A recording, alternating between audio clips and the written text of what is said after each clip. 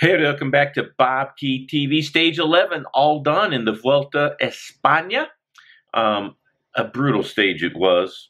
The general classification has been completely obliterated, cracked wide open, and generally in the favor of Chris Froome, which is what usually happens when the GC cracks wide open. The beneficiary is almost always Chris Froome. Why is that? Question number one. Just kidding. The man of the hour, Miguel Angel Lopez.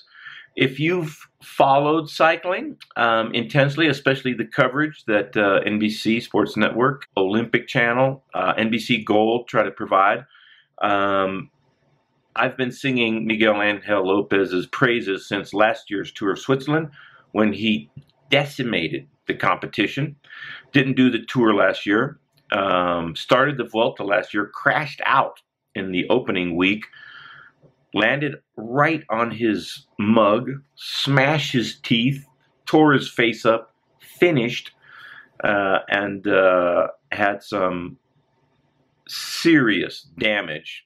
Consequently, had to drop out of the Vuelta in his debut Grand Tour. Then, training back home in Colombia, broke his tibia, so delayed his return to professional racing for many weeks and months.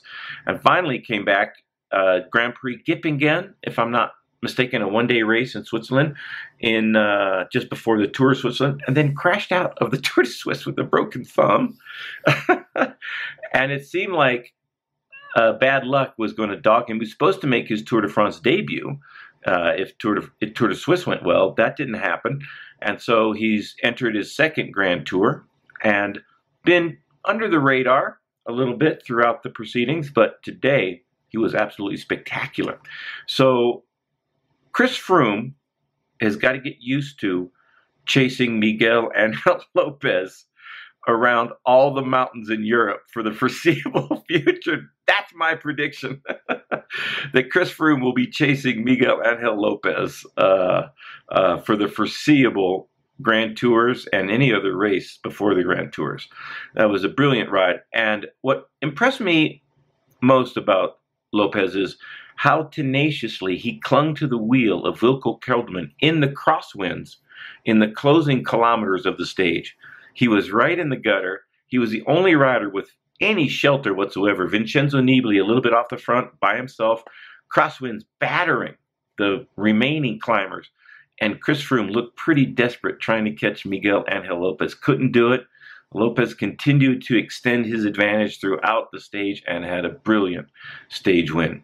Froome rode well, but he looked to be definitely under pressure by Lopez.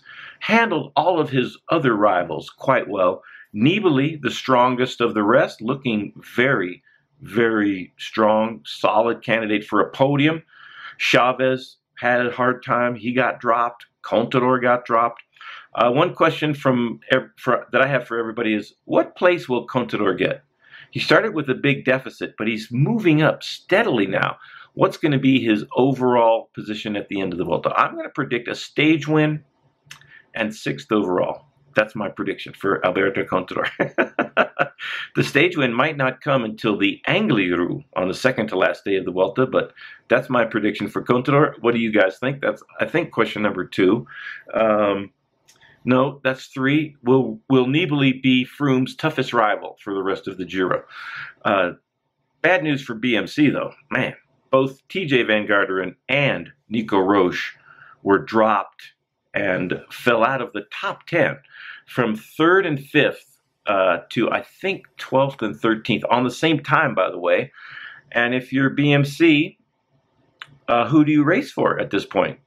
Do you just sit on the wheels and hope for the best? How do you move forward for TJ and Nico Roche if you're the BMC sports directors? If it were me, I would say, guys, just keep on racing as well as you can. For TJ, can move back into the top 10 with a solid time trial performance the Tuesday after the second rest day. So still a few more days. But between now and then, you got to hang tough on the climb. Saturday and Sunday, La Pandera on Saturday, Mountaintop, and Sierra Nevada, a brutal climb on Sunday. Then a rest day, and then the time trial. A great stage. I really enjoyed today's stage, commentating on that.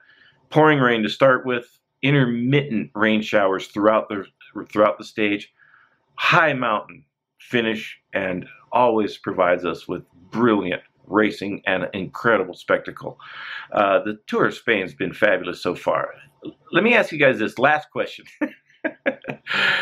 What's the best Grand Tour of 2017 so far in your guys' estimation? All right, everybody, that's all I got for now. Please subscribe. Follow me on Facebook and Twitter to get updates, t-shirts, other merchandise also available. And please keep the comments coming. And I want to commend everybody for being engaged in what we're watching, being engaged in the sport, and leaving the acrimony to other segments of the entertainment business. All right. Thanks a lot, everybody. Till tomorrow.